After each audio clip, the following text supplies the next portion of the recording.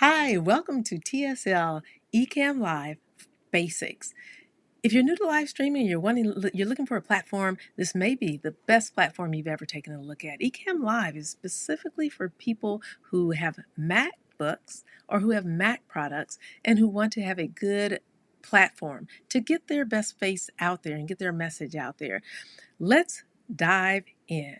It all starts with a blank screen. So if you look over here up to Source, the Source tab is right here.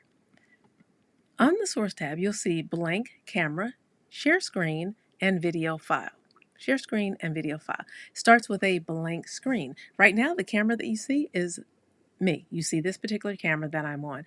Blank screen takes it like this and gives you nothing there. So let's go back from the very beginning. Let's go back to Camera. Right here, you see this plus sign over here. Click the plus sign and that brings you to a new scene, which has nothing there. Go to Source, Blank, and it's totally blank. This is the way you want to begin your live stream journey, on a blank screen. So I look forward to seeing you in the next tutorial, but it all starts with a blank screen.